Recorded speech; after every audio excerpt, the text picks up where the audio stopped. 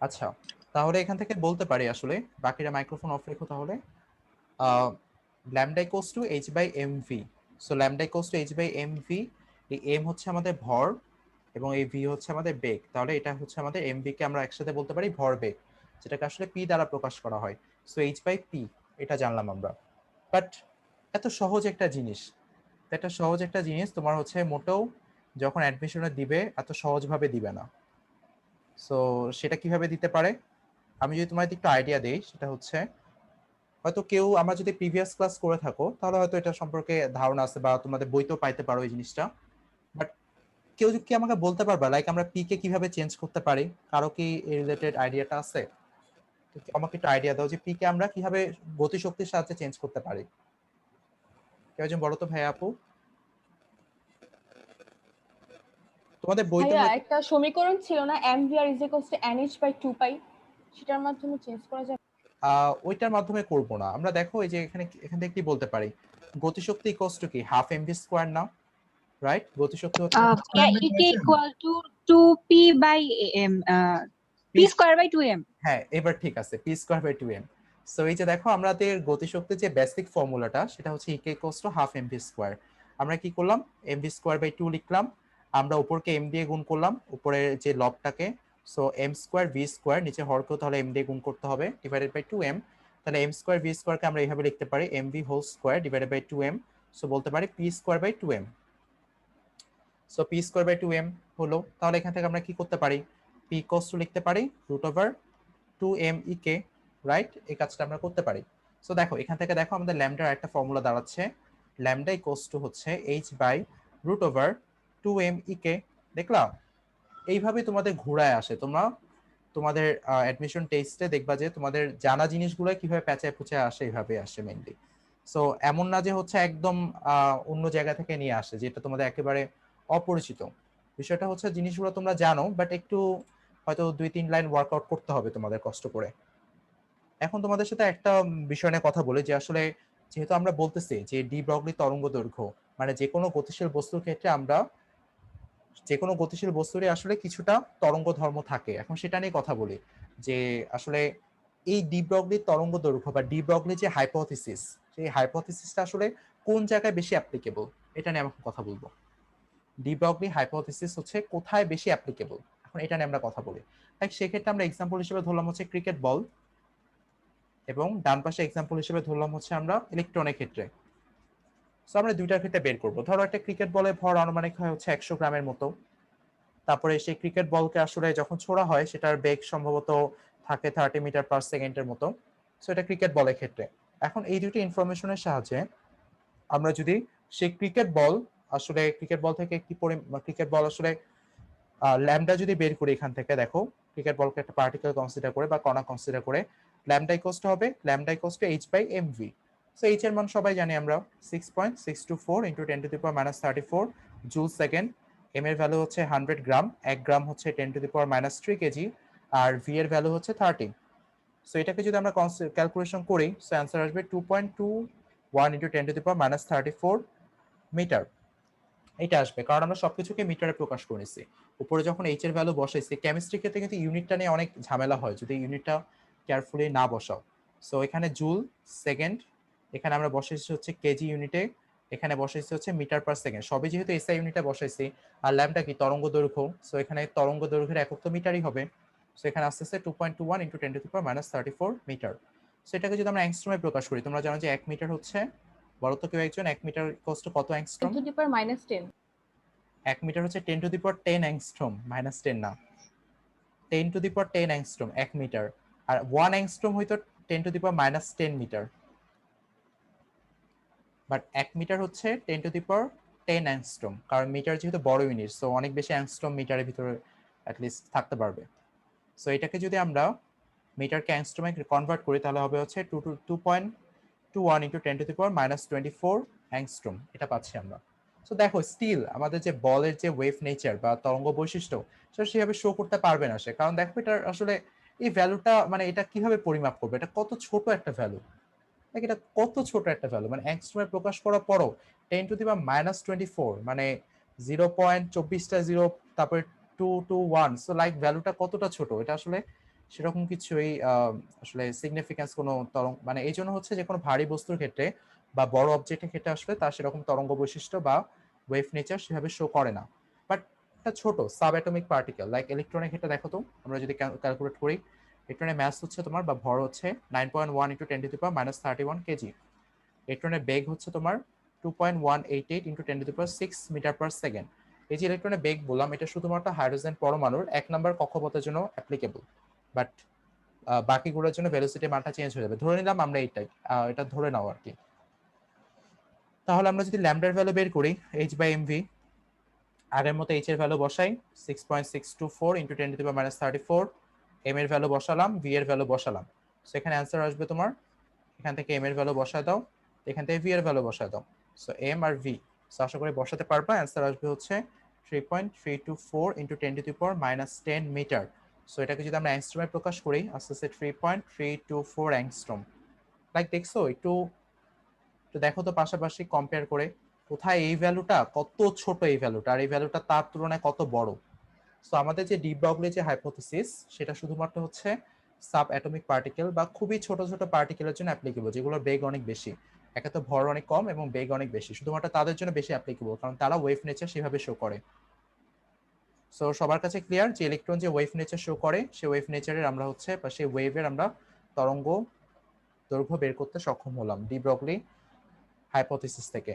মানে electron de Broglie একটা revolutionary idea দেন যে হচ্ছে সকল প্রকার গতিশীল বস্তু কণার আমরা হচ্ছে তরঙ্গ দৈর্ঘ্য পাবো। বাট এটা বেশি অ্যাপ্লিকেবল হচ্ছে আমাদের খুবই ছোট ছোট কণার ক্ষেত্রে, লাইক ইলেকট্রন, প্রোটন, নিউট্রন, এই ধরনের সাব অ্যাটমিক পার্টিকেলের ক্ষেত্রে বেশি অ্যাপ্লিকেবল ডি ব্রগলির হাইপোথিসিস। সো আশা করি তোমরা বুঝতে পারছো। বাট এই আইডিয়াটা অনেক রেভলিউশনারি ছিল যে আসলে ইলেকট্রনকে আমরা যে আসলে শুধু কণা হিসেবে দেখবো, বিষয়টা এমন না। ইলেকট্রন ওয়েভের মতো ফাংশন করতে পারে, দুই রকম ফাংশনই করতে পারে ইলেকট্রন। বুঝছো? সবার কাছে ক্লিয়ার এই ধারণাটা? রেসপন্স করো তো সবাই, সবাই বুঝতে পারছো? এখন আমি একটা জি ম্যাথ, ভাইয়া। আচ্ছা বেশ ভালো, আমি এখন একটা ম্যাথ দিচ্ছি।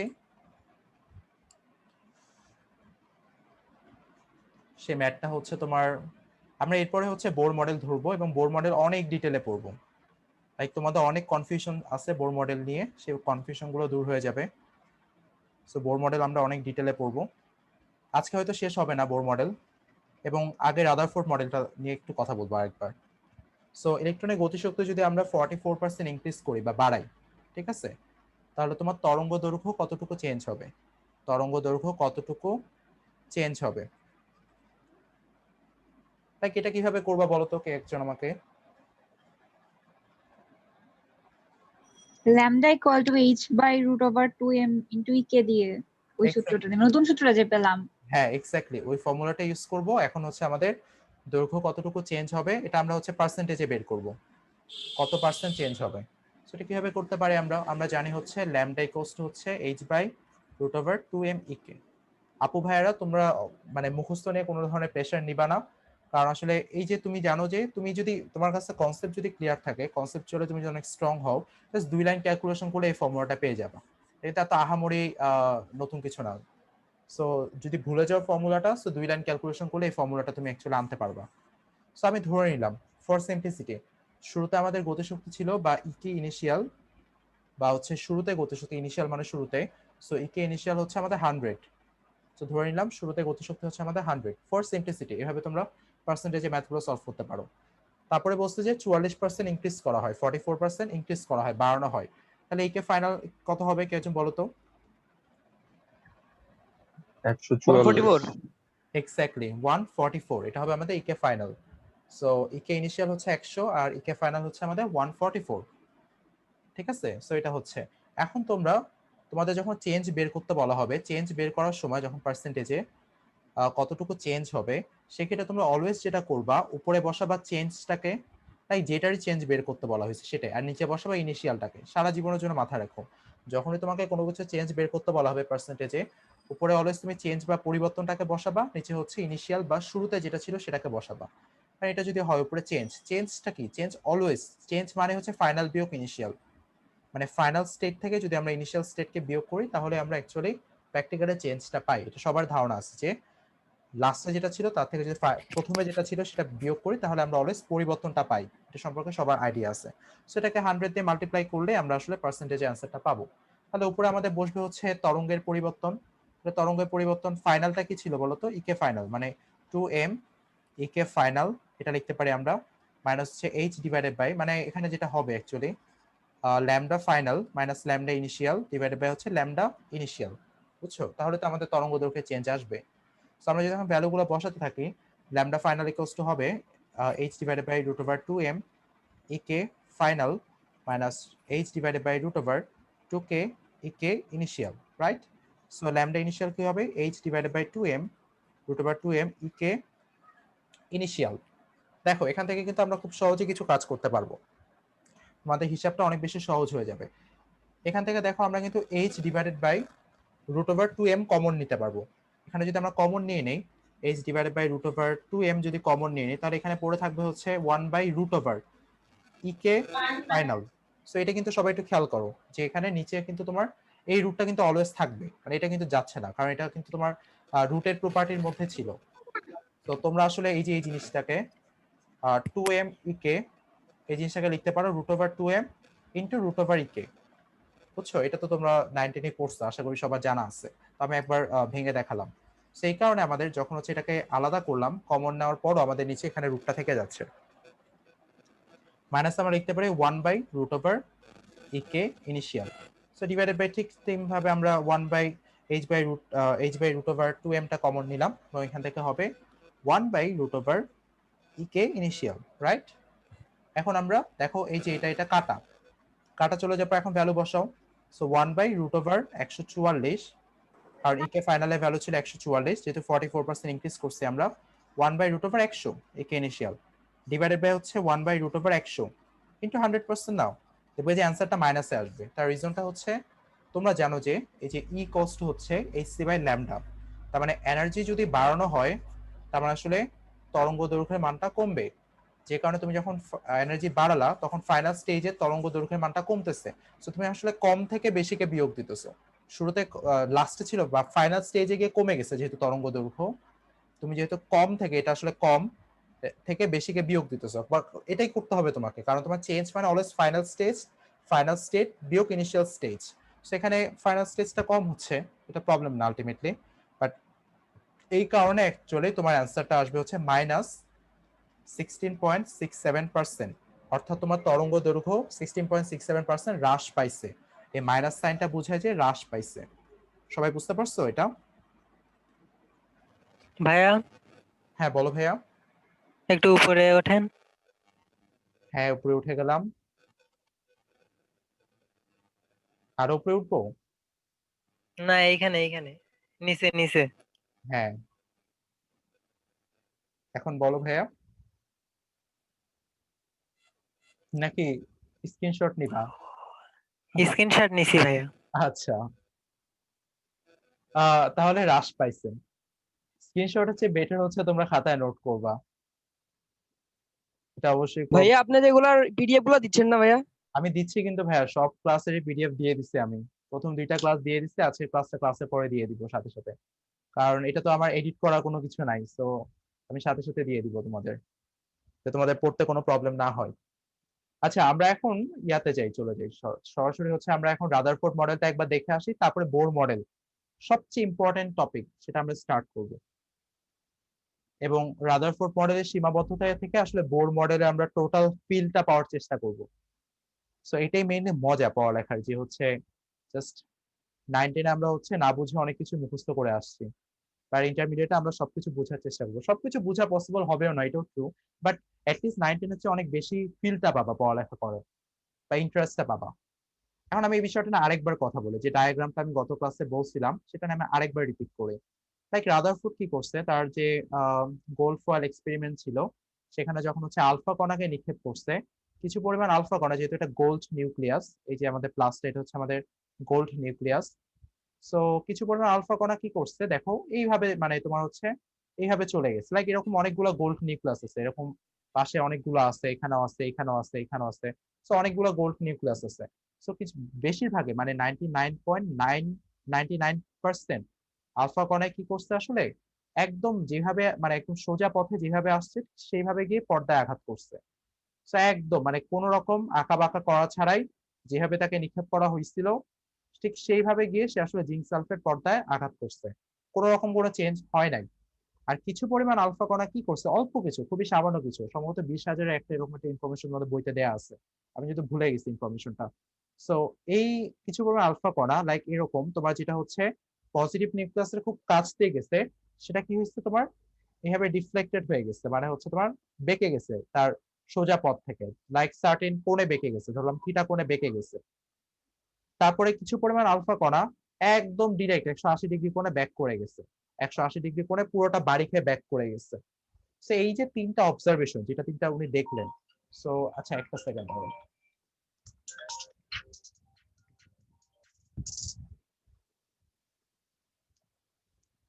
সো এই যে তিনটা কণা যেটা ছিল আমাদের, একটা হচ্ছে তোমার পুরোপুরি বাঁকা ছাড়া একবারে চলে গেছে। আচ্ছা একটা সেকেন্ড, আমি একটা ইম্পর্টেন্ট কল আসছে, আমি জাস্ট হচ্ছে একটা মিনিট একটু।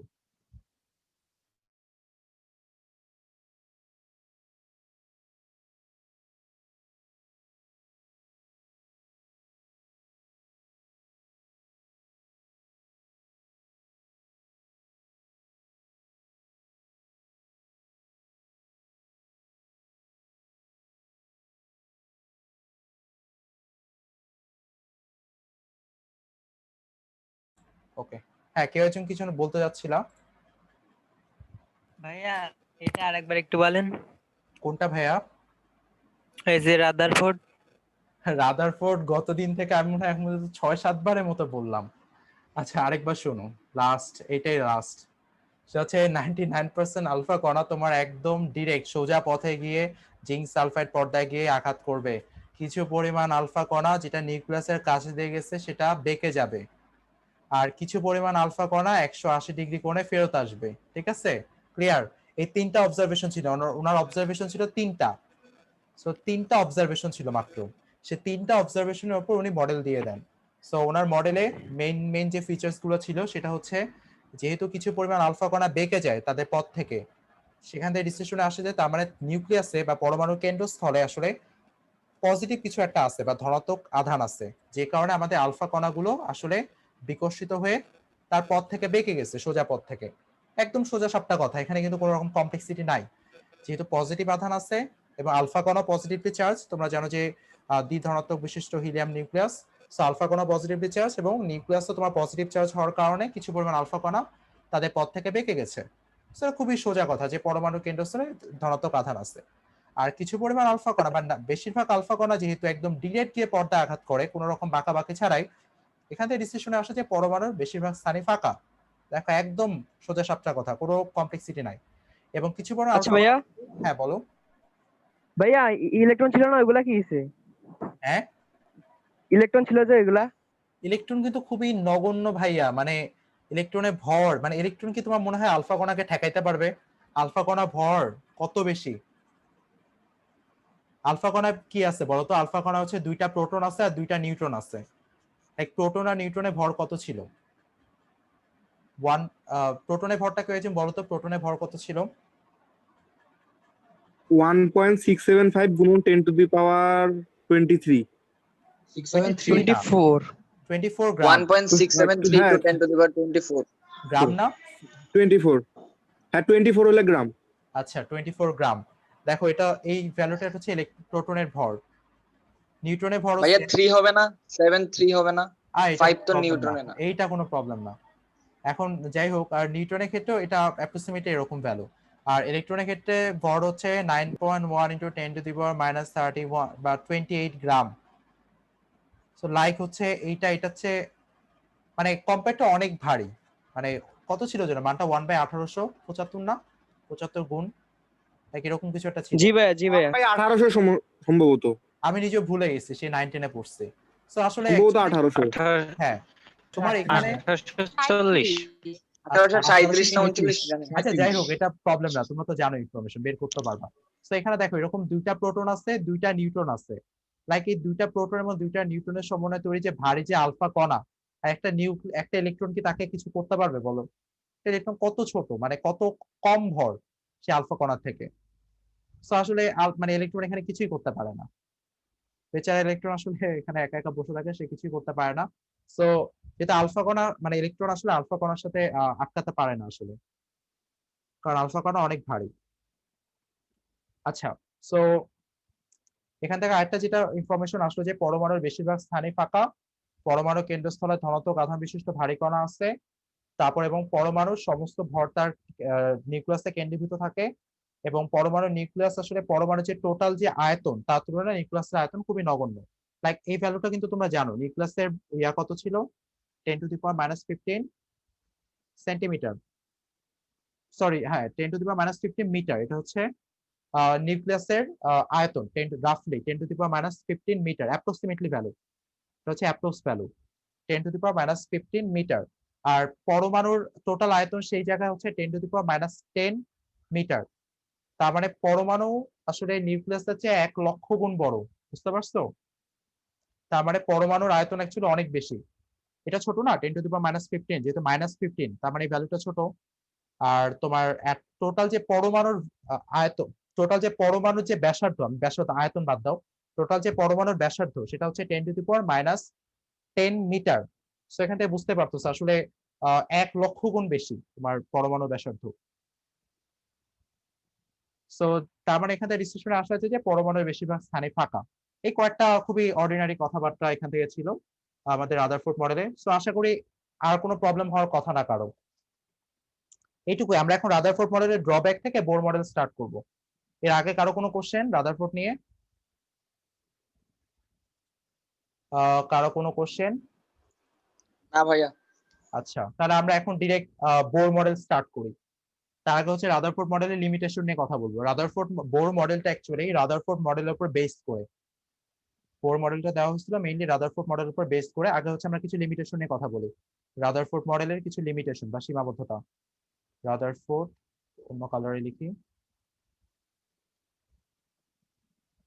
রাদারফোর্ড মডেলের সীমাবদ্ধতা। তো সীমাবদ্ধতা পড়তে পড়তে তোমরা কিন্তু বেশ ইন্টারেস্টিং বেশ কিছু জিনিস দেখবা। সেটা হচ্ছে প্রথম কথা, আসো প্রথম সীমাবদ্ধতা, একদম পুরোপুরি অ্যাটেনশন, একদম সবাই মনোযোগ দিয়ে শুনুন। প্রথম সীমাবদ্ধতা, তো প্রথম সীমাবদ্ধতা কি ছিল? রাদারফোর্ড পরমাণুর স্থায়িত্ব নিয়ে কিছু বলেনি, বা রাদারফোর্ড আসলে কিভাবে পরমাণুর স্থায়িত্ব থাকবে সেটা নিয়ে কোনো কিছু বলেনি, বা স্টেবিলিটি নিয়ে কোনো কথা বলেনি। মানে স্টেবিলিটি অফ অ্যাটম নিয়ে বা পরমাণুর স্থায়িত্ব নিয়ে আসলে রাদারফোর্ড কোনো কথাই বলেনি। সেটা আসলে রাদারফোর্ড মডেলে ছিলই না, বা রাদারফোর্ড মডেল আসলে পরমাণুর স্থায়িত্ব বা হচ্ছে স্টেবিলিটি ব্যাখ্যা করতে পারে না।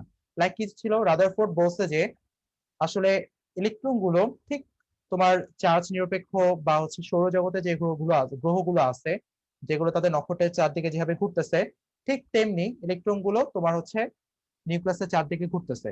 লাইক এরকম ভাবে ঘুরতে পারে, সুন্দর করে আঁকে, এরকম ভাবে ঘুরতে পারে, এইভাবে ঘুরতে পারে, লাইক এইভাবে ঘুরতে পারে, যে কোনো ভাবে ঘুরতে পারে ইলেকট্রন গুলো নিউক্লিয়াসের চারদিকে। সো এটা কিন্তু অ্যাকচুয়ালি এখানে বেশ কিছু সমস্যা আছে, যেহেতু রাদারফোর্ড কোনো ধরনের নির্দিষ্ট কক্ষপথের কথা বলে নাই, লাইক যে কোনো ভাবেই ঘুরতে পারে। তোমাদের আমি রাদারফোর্ড মডেলের স্ট্রাকচারটা দেখাই একটু, একটা সেকেন্ড।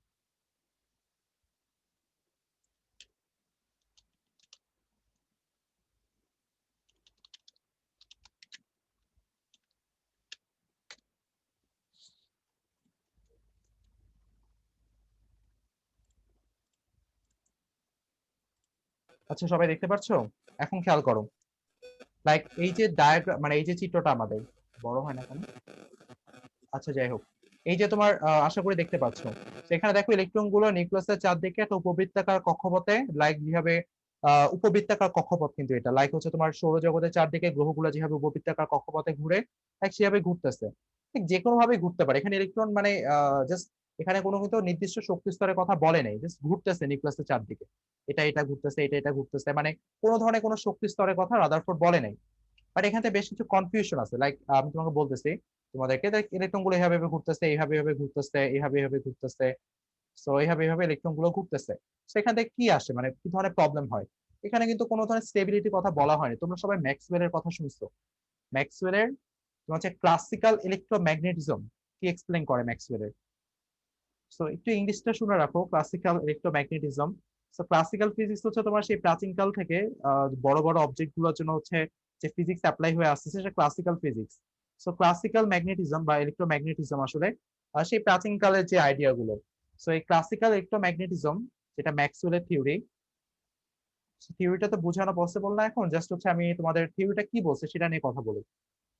মানে ত্বরণে আছে এমন কোন কণা, ত্বরণে আছে এমন কোন কণা, এমন কোন কণা শক্তি বিকিরণ করতে থাকবে, শক্তি বিকিরণ করতে থাকবে, শক্তি বিকিরণ করতে থাকবে। সো ত্বরণে আছে এমন কোন কণা শক্তি বিকিরণ করতে থাকবে, এটা আসলে ম্যাক্সওয়েলের সেই ক্লাসিক্যাল ইলেকট্রোম্যাগনেটিজম সাজেস্ট করে। সেই ক্লাসিক্যাল ইলেকট্রোম্যাগনেটিজম তো বুঝছো তোমরা, তাই তো চুম্বক যে ফিল্ডটা ফিজিক্সের যে শাখায় তোমার তড়িৎ ক্ষেত্র এবং চৌম্বক ক্ষেত্র একসাথে ইউজ করা হয়, সো ইলেকট্রোম্যাগনেটিজম। আর ক্লাসিক্যাল হচ্ছে সেই প্রাচীন কালের যে আইডিয়া গুলো, সেটার উপর বেস করে ম্যাক্সওয়েলের থিওরি অনুযায়ী ত্বরণে আছে এমন কোন চার্জিত কণা, লাইক এখানে আরেকটা ওয়ার্ড বাদ করছে, কি ওয়ার্ড? চার্জিত কণা। সেখানে দুইটা ওয়ার্ডের দিকে একটু ফোকাস করো। ত্বরণে আছে এমন কোন চার্জিত কণা শক্তি বিকিরণ করতে থাকবে, মানে সে ধীরে ধীরে শক্তি হারাইতে থাকবে। তো শক্তি বিকিরণ করা মানে কি? শক্তি হারাতে থাকবে, শক্তি হারাতে থাকবে, শক্তি হারাতে থাকবে। এখন এখান থেকে আমরা কি ডিসিশনে আসতে পারি? সো এটা দেখো, তোমার হচ্ছে ম্যাক্সওয়েল চিন্তা করতে হবে, যেহেতু ক্লাসিক্যাল ইলেকট্রোম্যাগনেটিজমে এরকম কথা বলা আছে যে ত্বরণে এবং ত্বরণ আছে এবং চার্জিত এবং কোন কণায় শক্তি বিকিরণ করতে থাকবে। লাইক ইলেকট্রনে এটা দেখো তো, ইলেকট্রন কি চার্জিত না? চার্জ পার্টিকেল না ইলেকট্রন? -1.6 × 10⁻19 কুলম। আর ইলেকট্রন কি ত্বরণে তোমার হচ্ছে নিউক্লিয়াসের চারদিকে ঘুরতেছে, সো ইলেকট্রনের ত্বরণ আছে। আমি এখন এক্সপ্লেইন করতেছি লাইক কিভাবে ইলেকট্রনের ত্বরণ থাকে, সেটা আমি এখনই দেখাবো তোমাদের। সো হচ্ছে ধরো এটা একটা নিউক্লিয়াস, আমি একটু ভালো করে এঁকে দেখাই তোমাদের। সো ধরো হচ্ছে এটা একটা নিউক্লিয়াস এবং হচ্ছে তোমার ইলেকট্রন গুলো এরকম হচ্ছে কক্ষপথে ঘুরতেছে নিউক্লিয়াসের চারদিকে। ধরলাম হচ্ছে এটা প্লাস প্লাস প্লাস এবং ইলেকট্রন গুলো এখান থেকে ঘুরতেছে নিউক্লিয়াসের চারদিকে। আমি আরেকটা কক্ষপথ দেখাই। এই মানে এই যে আজকে থেকে যে পড়াগুলো শুরু করলাম like Bohr model, Rutherford model, এগুলো কিন্তু বেশ ইন্টারেস্টিং, সবাই আশা করি ভালো লাগবে সবার কাছে। সো একটু দেখো তো, এখন যদি ইলেকট্রন গুলো নিউক্লিয়াসের চারদিকে ভাবে ঘুরতে থাকে, সো একটু কেউ আমাকে বলো যে তোমরা জানো যে ত্বরণ একটা ভেক্টর রাশি। সো ইলেকট্রন যখন নিউক্লিয়াসের চারদিকে ঘুরবে তখন ইলেকট্রনের বেগের দিকটা কি হবে, কেউ একজন বলো তো, কারো কি আইডিয়া আছে? ভাইয়া প্রতি মুহূর্তে পরিবর্তিত হবে। হ্যাঁ, কেন্দ্রের দিকে, সেটা তো অবশ্যই। কি বললা ভাইয়া, আরেকবার বলো তো, ইলেকট্রনের বেগের দিকটা কি হবে? প্রতি কেন্দ্রের মুহূর্তে দিকে। পরিবর্তিত হবে। হ্যাঁ সেটা হবে, এটা তো বুঝলাম, এটা তো ইলেকট্রনের বেগের দিক প্রতি মুহূর্তে চেঞ্জ হচ্ছে, বাট দিকটা কোন দিক? স্পর্শক বরাবর। স্পর্শক বরাবর। এক্স্যাক্টলি। সো ইলেকট্রনের বেগের দিকটা হবে স্পর্শক বরাবর। সো ঠিক তেমনি এখানেও যখন ইলেকট্রনটা থাকবে তখন আসলে ইলেকট্রনের বেগের দিকটা স্পর্শক বরাবর কাজ করবে। সো তোমরা জানো কেন্দ্রবিমুখী। যে, হ্যাঁ ভাইয়া বলো। ভাইয়া কেন্দ্রবিমুখী। কেন্দ্রমুখী কেন্দ্র বিমুখী না, তুমি বেগের দিকটা স্পর্শক বরাবর কাজ করে অলওয়েজ। কেন ভাইয়া? এটা আসলে গতি জড়তার কারণে, যখন তোমার হচ্ছে ইলেকট্রনটা এই পজিশনে আছে তখন গতি জড়তার কারণে সে আবার সামনে চলে যাবে। লাইক খুবই মানে এখানে আসলে বুঝছো, মানে এটা আসলে ডিফারেন্সিয়াল, তোমাদের কি ক্যালকুলাস সম্পর্কে তো এখনো ওইভাবে ধারণা দেওয়া হয়নি, তখন আসলে বুঝতে পারবে জিনিসগুলো, এবং ফিজিক্সে তোমাদের এটা পড়ানো হবে। আমি জাস্ট রাফলি একটা আইডিয়া দিয়ে যাচ্ছি যে ইলেকট্রনের বেগটা হচ্ছে আমাদের হচ্ছে ইলেকট্রনের বেগে যে ডিরেকশনটা হয় সেটা হবে তোমার স্পর্শক বরাবর অলওয়েজ। সো একটা জিনিস দেখো তো, ইলেকট্রনের এখানে কিন্তু সমদ্রুতিতে ঘুরতেছে ইলেকট্রনটা, ল্যাঙ্গুয়েজটা খেয়াল করো, সমদ্রুতিতে ঘুরতেছে। সমবেগ কিন্তু আমরা বলতে পারবো না, কেন বলতে পারবো না? কারণ বেগের ডিরেকশন কিন্তু চেঞ্জ হয়ে যাচ্ছে বারবার, সো এটা কিন্তু সমবেগ না, রাইট? সো বেগ বলতে আমরা কি বুঝি? যেহেতু বেগ একটা ভেক্টর রাশি, তো বেগ বলতে বেগের মান এবং দিক দুটাই কিন্তু অ্যাসোসিয়েটেড বেগের সাথে। সো যে কোনো একটা চেঞ্জ হলে বেগ চেঞ্জ হবে, আর বেগ চেঞ্জ হলে সেখানে ত্বরণ থাকবে। বুঝতে পারছো? এখানে বেগের মানটা চেঞ্জ হচ্ছে না, বেগের মান ফিক্স থাকতেছে, বাট বেগের ডিরেকশনটা চেঞ্জ হয়ে যাচ্ছে, বেগের ডিরেকশন চেঞ্জ হয়ে যাচ্ছে। যেটা বেগের ডিরেকশন চেঞ্জ হচ্ছে তার মানে বেগও চেঞ্জ হয়ে যাচ্ছে, তার মানে ত্বরণ সৃষ্টি হচ্ছে, রাইট? ক্লিয়ার সবার কাছে? ইলেকট্রনে কিভাবে ত্বরণ থাকে সবাই বুঝতে পারছো? সেই ত্বরণের একটা ডিরেকশন থাকবে, সেই ডিরেকশনটা হচ্ছে তোমার, কেউ একজন বলো তো ডিরেকশনটা কোন দিকে, ত্বরণের ডিরেকশনটা? হ্যাঁ, স্পর্শকের দিকে। না, বরাবর। তরঙ্গের ডিরেকশন কেন্দ্রের দিকে। এটাকে বলা হচ্ছে কেন্দ্রমুখী ত্বরণ। এগুলো ফিজিক্সের অনেক মজার মজার তোমাদের হয়তো পড়ানো হয়েছে ফিজিক্সে, পড়াইছে না নিজে? নিউটন ও, ভাই, পড়ানো হয়েছে। নিউটন ভাই বলে। হ্যাঁ, কেন্দ্রমুখী ত্বরণ। সো এই তোমার হচ্ছে কেন্দ্রের দিকে কাজ করবে ত্বরণটা, এটাকে বলতেছি আমরা কেন্দ্রমুখী ত্বরণ। এখন আসো আমি এখানে আরো বেশ কিছু বিষয় তোমাদের একটু মানে ক্লিয়ার করব। সেটা হচ্ছে, তাই কেন্দ্রমুখী ত্বরণ থেকে আমরা বলতে পারি এখানে অবশ্যই কেন্দ্রমুখী বল আছে, কেন্দ্রমুখী বল। যেহেতু কেন্দ্রমুখী ত্বরণ আছে তার মানে কেন্দ্রমুখী বল ত্বরণের দিকে কাজ করবে। কেন্দ্রমুখী বল কি হবে, এটাকে লিখতে পারি F ইকুয়ালস টু হচ্ছে ma। এই এটা হচ্ছে সি লিখলাম, মানে হচ্ছে সেন্ট্রিপেটাল এক্সিলারেশন বা কেন্দ্রমুখী ত্বরণ। সো এটা কি, কেন্দ্রমুখী ত্বরণের সাথে যদি আমি বেগ মানে ভর দিয়ে গুণ করি, তাহলে আলটিমেটলি আমরা কেন্দ্রমুখী বল পাচ্ছি, যেটা ডিরেকশন তোমার কেন্দ্রের দিকেই হবে। সো সেম ডিরেকশন, কেন্দ্রমুখী ত্বরণের ডিরেকশনে কেন্দ্রমুখী বল। সো এই কেন্দ্রমুখী বলটা এখানে এই এটাকে কি লেখা যায়, কেউ একজন বলো তো? এটাকে চেঞ্জ করে আমরা কি লিখতে পারি? Square by R. Exactly, V square by R. So F equals to হচ্ছে ভি স্কয়ার বাই আর, এটা হচ্ছে আমাদের কেন্দ্রমুখী বল। এফ ইকুয়ালস টু হচ্ছে M V square by R, এবং এ কে লিখতে পারি আমরা ভি স্কয়ার বাই আর। তোমরা জানো কেন্দ্রমুখী ত্বরণের ক্ষেত্রে এর ফর্মুলা হচ্ছে V square by R. So এখানে যদি কেন্দ্রমুখী বল হয় M V square by R. তোমাদের একটা বিষয় আমি বলে রাখি, সেটা হচ্ছে যখন ইলেকট্রন নিউক্লিয়াসের চারদিকে ঘুরতেছে এইভাবে, তোমার নিউক্লিয়াসের চারদিকে যখন ইলেকট্রন ঘুরতেছে, তখন যে কেন্দ্রমুখী বলটা আছে না, সেই কেন্দ্রমুখী বলটা আসলে কিসের কারণে আসে জানো? স্থির বৈদ্যুতিক আকর্ষণ বল আসলে এখানে কেন্দ্রমুখী বলের জন্ম দেয়। মানে কেন্দ্রমুখী বল, এটা আসলে কেন্দ্রমুখী বল তোমার নিজে নিজে কিছুই না, মানে এটা জাস্ট অন্যান্য বল থেকে আসে। লাইক এই ফর্মুলাটা এরকম লিখতে পারি আমরা, generalise formula, summation of F equals to M V square by R. এটা হচ্ছে আমাদের কেন্দ্রমুখী বলের main formula, summation of F equals to M V square by R. এই সামেশন অফ এফ মানে অন্যান্য বলগুলো মিলে মিশে মানে কাটাকাটি গিয়ে তোমার M V square by R কে ক্রিয়েট করে। M V square by R বলতে আসলে ওই অন্যান্য বলের সমষ্টি। সো যখন ইলেকট্রন নিউক্লিয়াসের চারদিকে ঘুরতেছে, তখন এখানে কেন্দ্রমুখী বলের যোগানটা দিচ্ছি স্থির বৈদ্যুতিক আকর্ষণ বল, যেটা আমরা কুলম্বের ফর্মুলা থেকে পাই, রাইট? সবাইকে ধরতে পারতেছো এটা? যেখানে কেন্দ্রমুখী বলের জন্মটা দিচ্ছে বা সৃষ্টি করতেছে স্থির বৈদ্যুতিক আকর্ষণ বল। কেউ একজন বলো, যখন চাঁদ পৃথিবীর চারদিকে ঘুরে, তখন সেখানে কেন্দ্রমুখী বলের সৃষ্টি কে করে? কেন্দ্রমুখী বলটা আসলে কিভাবে সৃষ্টি হয়? সেখানকার কেন্দ্রমুখী বলটা মেবি পৃথিবী গ্র্যাভিটি। মহাকর্ষ বল। ভাইয়া মহাকর্ষ বল। এক্স্যাক্টলি। সো চাঁদ যখন পৃথিবীর চারদিকে ঘুরে, তখন সেখানে কেন্দ্রমুখী বলের সৃষ্টি করে হচ্ছে মহাকর্ষ বল। সেক্ষেত্রে তোমার M V square by R হবে হচ্ছে জি এম এম বা G M one M two by D square. So ওই ক্ষেত্রে এটা হইতো, বা ওই ক্ষেত্রে ওইটা হবে। আর যেহেতু এখানে কেন্দ্রমুখী বলের জন্ম দিচ্ছে তোমার স্থির বৈদ্যুতিক আকর্ষণ বল, তো এখানে এম ভি স্কয়ার বাই আর হচ্ছে স্থির বৈদ্যুতিক আকর্ষণ বল আমরা কুলম্বের ফর্মুলা থেকে বের করতে পারি, K Q one Q two by R square.